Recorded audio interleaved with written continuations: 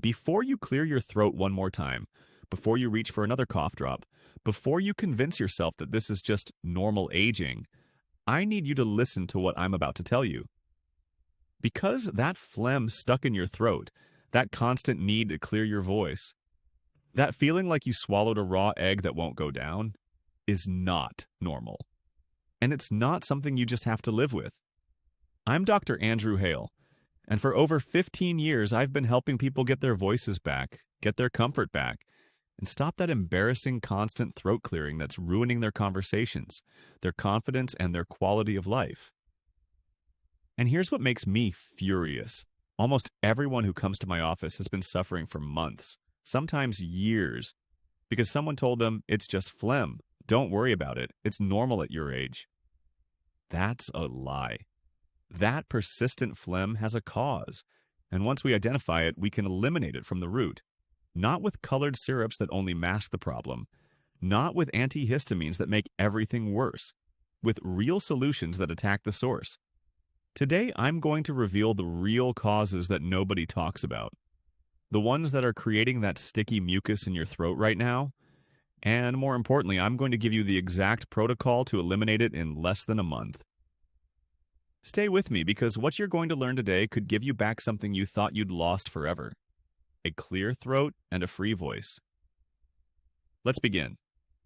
First, let's destroy a myth that's doing tremendous damage. Mucus is not your enemy. I know it sounds crazy when you're fighting with that sticky blob every morning, but the truth is this: mucus is your personal shield, your body's security team working 24/7. Every single day, your body produces between 1 and 2 liters of incredibly sophisticated mucus. Why? To trap everything, from invisible dust floating in the air to those sneaky viruses and germs trying to sneak into your nose and throat. It's a protective barrier, a natural lubricant that keeps your airways moist and functioning perfectly. It's literally your immune system's first line of defense. So listen carefully. The problem is not the mucus. The problem starts when that protective fluid, which should be smooth and easy to manage, thickens, stagnates, becomes that sticky goo that suddenly won't go up or down. It's like having a perfectly functioning toll highway, but suddenly, bam, there's a permanent traffic jam. And here's the kicker. With the passing years, when you reach 50, 60, or 70, your body naturally no longer moves fluids with the same speed and efficiency as before. The swallowing muscles, those that help us swallow without thinking, start to relax a bit.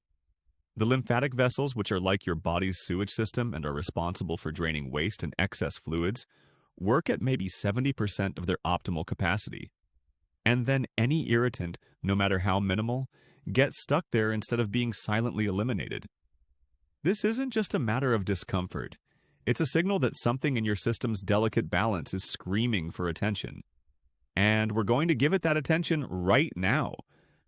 Now hold on tight, because this is the #1 cause of persistent phlegm that almost nobody suspects. Not even many health professionals have it on their main radar. Have you ever heard of silent reflux? No, we're not talking about classic heartburn, that one that gives you unbearable burning in your chest after a heavy meal or strong coffee.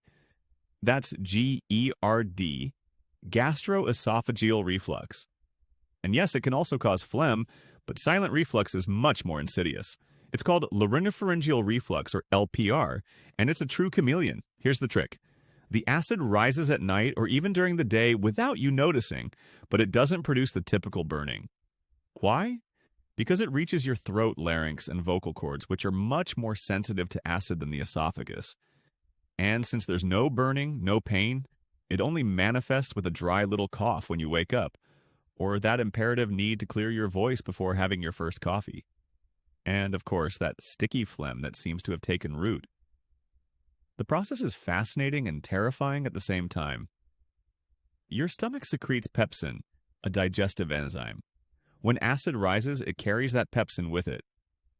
This pepsin ascends through the esophagus and lands directly on your vocal cords and throat mucosa. The problem is that pepsin in an acidic environment activates and starts digesting the cells of your own throat. Your throat, feeling attacked, burned at a microscopic level, goes into defense mode. And what does it do? It manufactures more and more mucus to try to protect itself. It's a natural response, but disproportionate.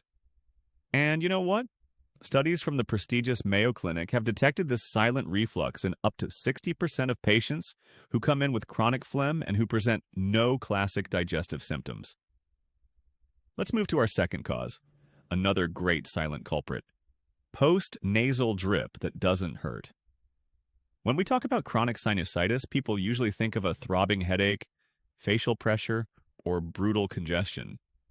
But the reality is that chronic sinusitis doesn't always manifest with those dramatic symptoms.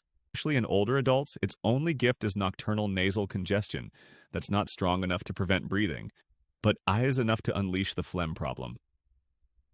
Here's the scenario.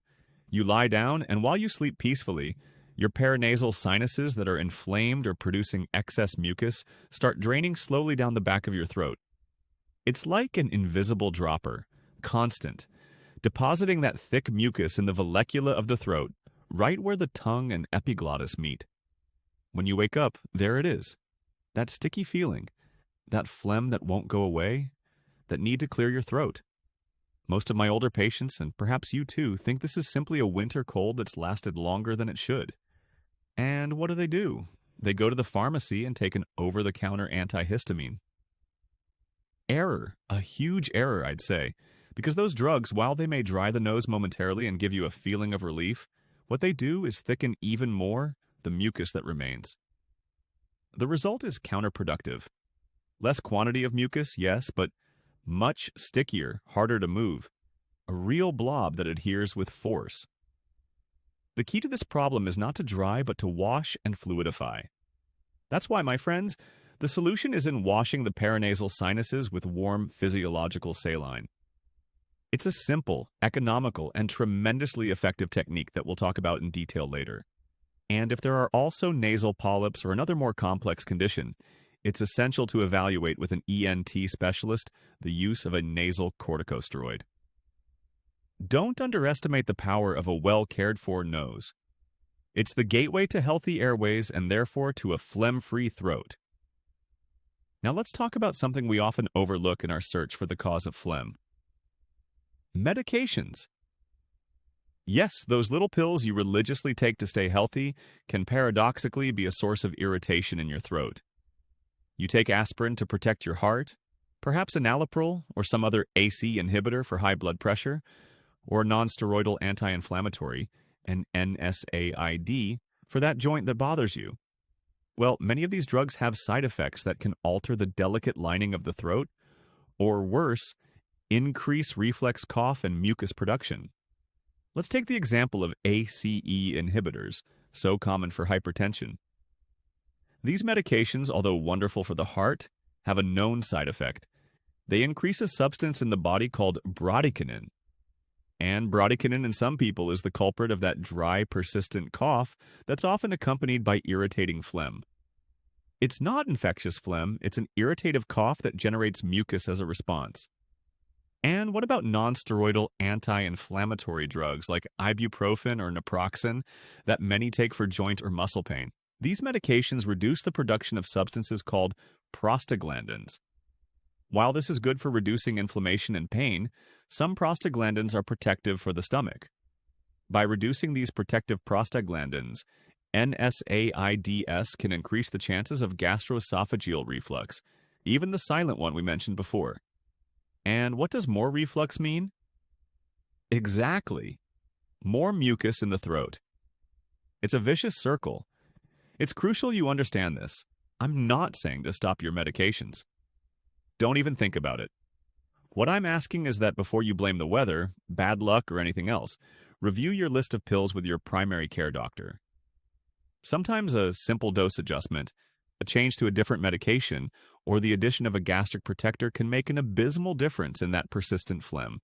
Polypharmacy, that is, the use of multiple medications, is very common in older adults, and the interaction between them can be complex. Talk to your doctor, explore the options. Your throat will thank you.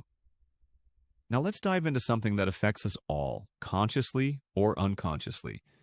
The air we breathe and sometimes the smoke that out of habit or carelessness surrounds us. This is a crucial environmental factor, often underestimated in the persistence of phlegm. I'm talking about tobacco, vaping, yes, but also other sources of irritation, like wood-burning stoves, those cleaning aerosols we use at home, environmental pollution, and even fine dust, the famous PM 2.5 particles, which are so small they sneak in everywhere. All these irritants have a devastating effect on the airways. They activate cells called mast cells in the trachea and bronchi that release inflammatory substances. Furthermore, and here comes a key part, they damage the cilia. Remember we talked about cilia in section 1? They're those tiny microscopic hairs that line your airways and, with their rhythmic movement, like a perfectly choreographed ballet, are responsible for sweeping mucus and particles outward. At 50 years old and much more if you've been exposed to irritants, those cilia no longer dance their cleaning ballet with the same grace. Mucus stagnates, stays there stuck without being expelled. If you smoke, I invite you to do a small but impactful calculation. Calculate how many cigarettes you've smoked per year. If you've smoked 20 cigarettes a day for 40 years, that equals 292,000 cigarettes. Each drag, each small puff of smoke, paralyzes those delicate cilia for at least 45 minutes. Do the math. It's a constant and cumulative aggression that over time destroys your body's natural ability to clean itself. Don't self-diagnose, but don't sit idly by either. Listen to your body and act responsibly. Your health is the most valuable thing you have. Before we continue deepening into solutions that really work, let me ask you a small question. If this video is clearing things up for you, if you're feeling that aha moment of understanding, then do your throat a favor. And incidentally, my statistics. Subscribe to the channel right now and activate that little bell. That way, YouTube will personally notify you when I upload the second part, where we'll talk about how to reduce throat inflammation with foods that I assure you already have in your fridge or pantry. It's a simple way to stay informed and help this information reach more people who, like you, are tired of clearing their throat. All right, we've already broken down the causes. Now let's get to what interests us, the solutions. And the best part is that many of them you can start implementing today without needing prescriptions or large investments. They're simple but powerful habits that can make an enormous difference in your quality of life and throat health. Intelligent hydration, the elixir of life for your mucus. It's not just about drinking water, but drinking it strategically. Start the day with 2 glasses of warm water on an empty stomach. This not only hydrates but activates the digestive system and helps fluidify mucus accumulated during the night. And before sleeping, another large glass of warm water. Why warm? Because cold water can contract blood vessels and slow absorption. If you take diuretics, add a pinch of sea salt, not refined table salt, to one of your glasses of water a day. Why? Diuretics can make you lose electrolytes, especially potassium, and sea salt provides essential minerals that help maintain balance. Think of water as your body's internal lubricant. Without it, everything gets stuck. Nighttime elevation. Gravity, your ally against reflux. This is one of the most effective strategies to combat silent reflux. An extra pillow isn't enough, as it often just bends your neck. The ideal is to elevate the head of the bed. How? A wooden block of about 10 to 15 centimeters under the legs of the head of the bed. This gentle incline, almost imperceptible, allows gravity to do its work, preventing stomach acid from ascending toward your throat while you sleep.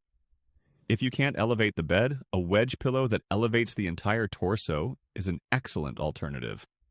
Nasal washes. Your daily shower for paranasal sinuses. This is an underrated gem. The recipe is simple. 250 milliliters of boiled and cooled water, never directly from the tap, with a teaspoon of sea salt or non-iodized salt, and another of baking soda. Baking soda helps neutralize acidity and dissolve mucus. Use a nasal rinser or a neti pot from the pharmacy for controlled application.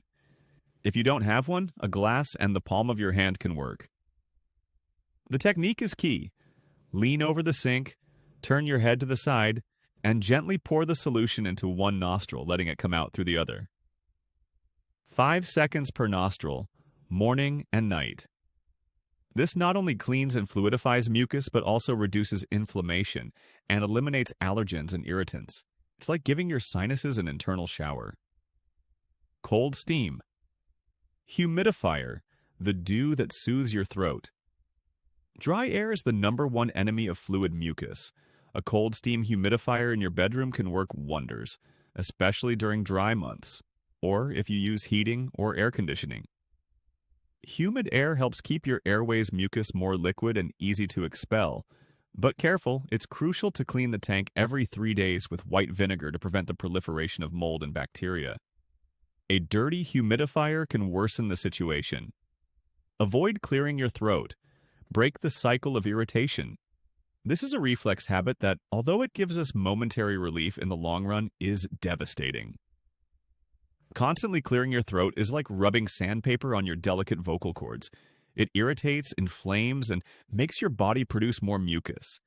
It's a vicious circle. Instead, when you feel that need, try to cough gently with your mouth half open, like, or drink a small sip of water. This lubricates and helps swallow mucus without damage. Light and strategic meals. Your diet, a crucial factor. The last food intake should be at least 3 hours before bed. Giving your stomach time to digest drastically reduces the chances of nighttime reflux. And be conscious of foods that can trigger reflux.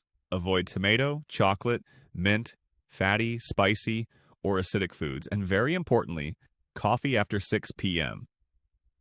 Caffeine relaxes the lower esophageal sphincter, opening the door to acid. Swallowing. Exercise. Strengthen your internal muscles. Remember we mentioned that swallowing muscles relax with age? Well, we can exercise them. After brushing your teeth, do the following exercise. Swallow saliva consciously 10 times, concentrating on the movement. This strengthens throat muscles and helps pump the lymphatic system, improving fluid and mucus drainage. It's a small habit with a big impact. Useful supplement. N-acetylcysteine, NAC, to liquefy mucus. If you have no contraindications, always consult your doctor, especially if you have asthma or ulcers. 500 milligrams of N-acetylcysteine, NAC, taken half an hour before a meal or an hour after lunch can be very helpful. NAC is a powerful mucolytic, which means it helps break mucus bonds, making it more liquid and easy to expel. It enhances the action of nasal washes and hydration. It's like an extra ally in your battle against sticky mucus. Now let's talk about some popular remedies that unfortunately not only don't work, but can even worsen your situation. It's important to debunk these myths so you don't waste time or effort on ineffective solutions. Sugar with lemon. Many believe this mixture is good for the throat, but reality is different. Sugar, sucrose, is a dehydrating agent. It acts through a process called osmosis, extracting water from your throat cells. The result? An even drier, more irritated throat and mucus that becomes thicker and harder to move. It's like trying to put out a fire with gasoline. Avoid it. Milk. You've surely heard the phrase, milk produces mucus. Well, scientifically, milk doesn't produce mucus out of nowhere.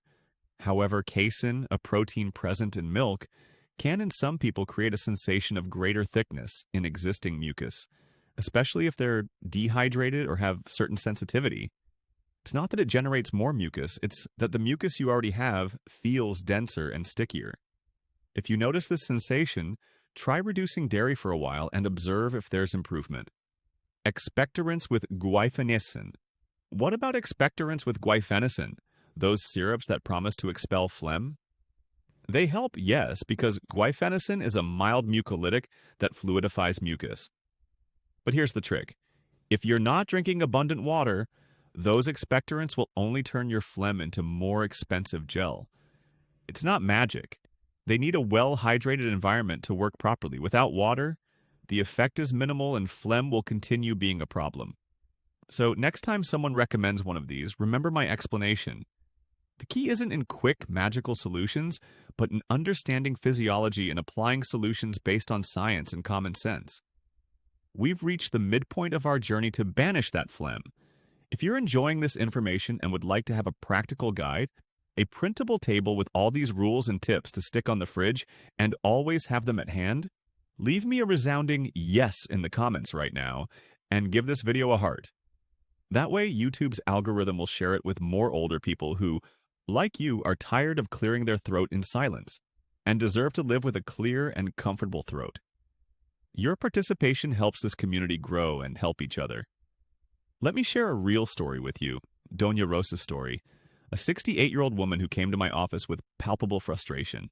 She'd been dealing with what she called a persistent cold for 8 months. She'd tried everything from honey with ginger to a 3-week antibiotic prescribed by a previous doctor without any lasting improvement.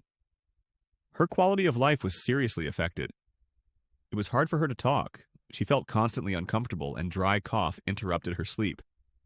When I examined her, the first thing we did was a nasal fibroscopy, a small procedure where we introduce a thin optical fiber to look directly inside the throat.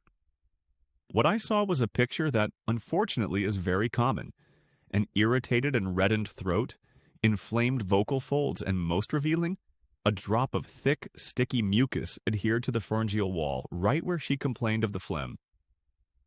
The diagnosis, based on examination and her history, was clear and forceful.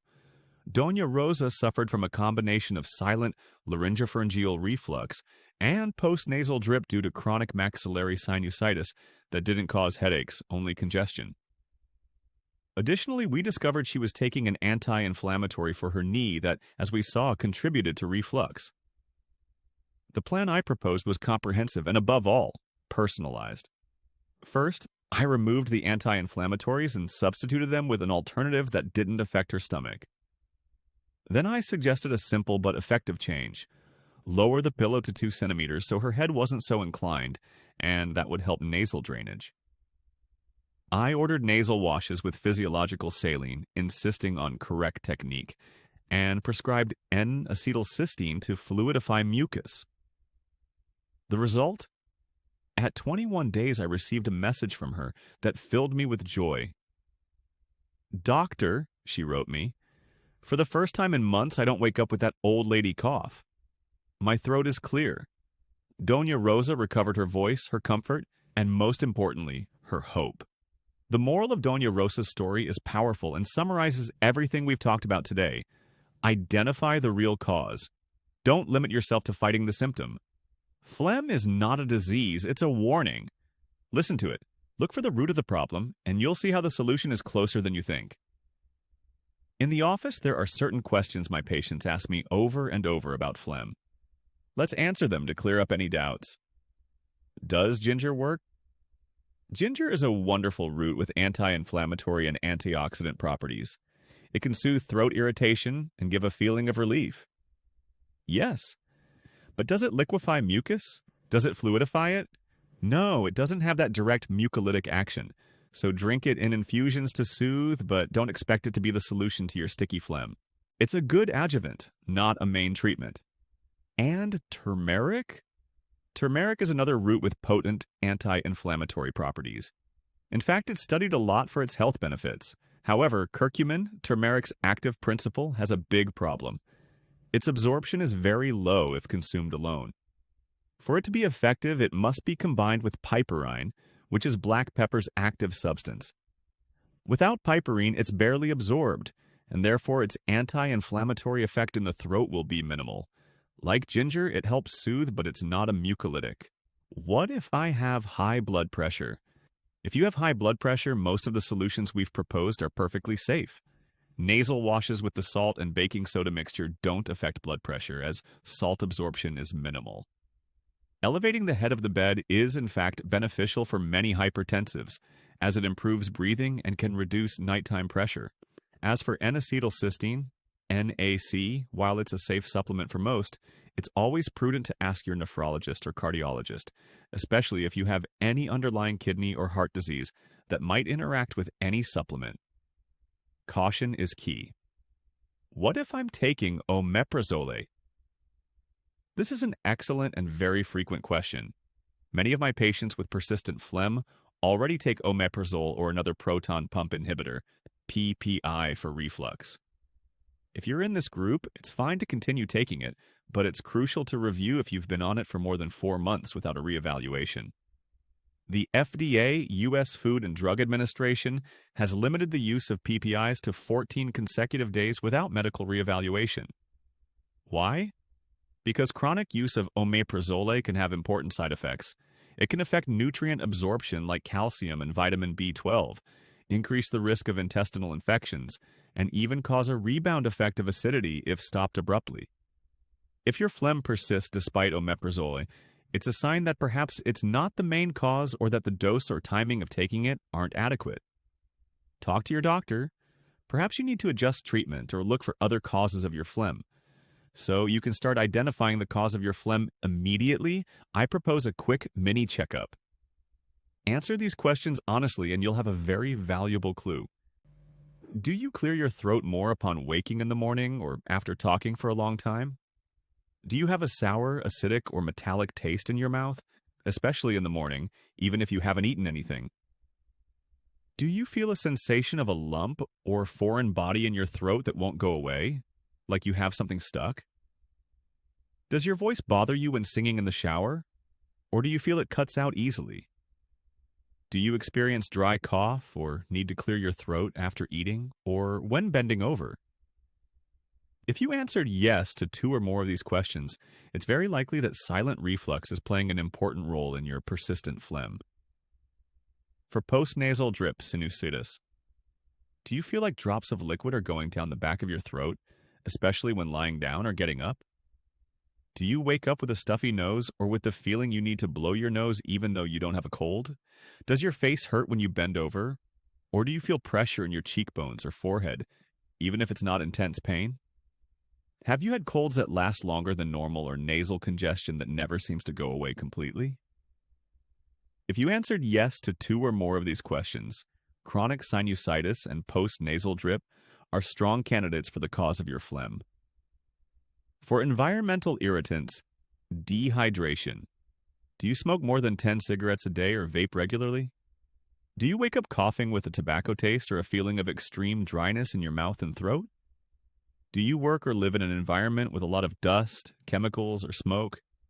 Wood-burning stoves, heavy traffic? Do you drink less than 1.5 liters of fluids a day, or is your urine dark yellow? A single yes to any of these questions is already enough to consider these factors as important contributors, and in the case of tobacco or vaping, it's a clear signal to quit. This mini checkup is not a medical diagnosis, but it gives you a clear direction to start investigating and, most importantly, to take action. Excellent. You've made it this far, and that means you're ready to take charge of your health. I propose a 72-hour action plan, a small personal experiment you can start today. Be consistent and observe the changes. Day 1. The beginning of cleaning. In the morning, buy physiological saline or prepare your homemade mixture for nasal washes. During the day, make sure to drink at least 2 liters of warm water distributed throughout the day. Start with 2 glasses on an empty stomach. At night, perform your first nasal wash before sleeping. And, very important, sleep with the head of the bed slightly elevated. Remember, blocks under the legs or wedge pillow. Have a light dinner and at least 3 hours before bed. Day 2. Consolidating habits. Hydration. Increase your fluid intake to 2.5 liters of water, caffeine-free infusions, or light broths. Diet. Eliminate coffee after lunch. Replace it with a warm chamomile or ginger infusion without sugar. Of course, avoid any food that seems irritating or causes reflux. Routine. Maintain nasal washes morning and night and nighttime elevation. Perform swallowing exercises after brushing your teeth. Environment. And if you have a humidifier, make sure it's clean and turn it on in your bedroom. Day 3. Adding reinforcement supplementation. If there are no contraindications and you've consulted your doctor, add the 500 milligrams of N-acetylcysteine after lunch. Awareness. Pay attention to your throat clearing habit. Every time you feel the need, avoid it. Instead, take a sip of water or cough gently. Observation. Notice how you feel. Is there any difference in phlegm texture, in throat clearing frequency? If on the 4th day after following this plan rigorously you don't notice any significant change or if your symptoms worsen, then it's time to schedule an appointment with a specialist. You'll probably need a deeper evaluation with an ENT or internist who might consider a throat endoscopy or a CT scan of the paranasal sinuses to get a precise diagnosis. Don't get frustrated. This simply means the cause is a bit more complex and requires an expert look. If you've made it to this point in the video, it's because without a doubt, you're determined to forget about mucus once and for all, and that makes me enormously happy. Please give this video a good like, share it in the family WhatsApp group with your friends, with anyone you know who's suffering in silence with that persistent phlegm. And most importantly, leave me your experience, your questions, or your comments down below.